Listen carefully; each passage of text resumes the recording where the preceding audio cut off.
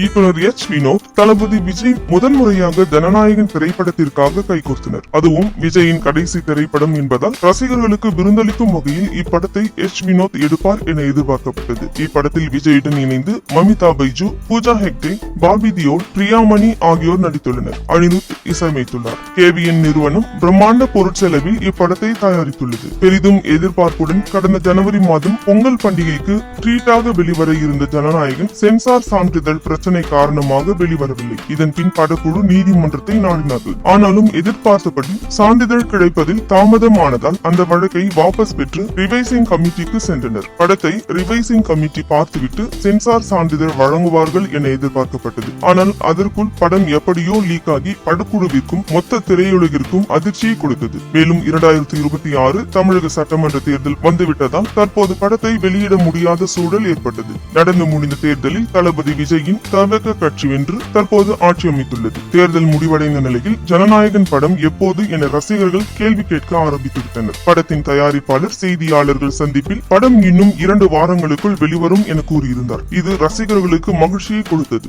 இந்நிலையில் ஜனநாயகன் திரைப்படத்தின் ரிலீஸ் குறித்து சமீபத்திய தகவல் ஒன்று வெளியாகியுள்ளது. டிக்கெட் புக் செய்யப்படும் புக் மை ஷோ இணையதளத்தில் ஜனநாயகன் திரைப்படம் ஜூன் மாதம் வெளியாகிறது என குறிப்பிடப்பட்டுள்ளது. மேலும் ஜூன் மாதம் 22ஆம் தேதி முதலமைச்சர் விஜயின் பிறந்த நாள் என்பதால் அன்றோ அல்லது அதற்கு முன்போ ஜனநாயகன் படம் வெளிவதற்கு அதிக வாய்ப்புள்ளது என்றும் சினிமா வட்டாரத்தில் கூறுகின்றனர். மற்றொரு இணைய பக்கத்தில் U/A 16+ தணிக்கை சான்று என பதிவிட்டிருப்பதால் ரசிகர்களின் ஆர்வம் இன்னும் அதிகரித்துள்ளது. விரைவில் ஜனநாயகன் திரைப்படத்தின் ரிலீஸ் குறித்து KVN நிறுவனத்திடம் இருந்து அதிகாரப்பூர்வமான அறிவிப்பு வெளிவரும் என எதிர்பார்க்கப்படுகிறது.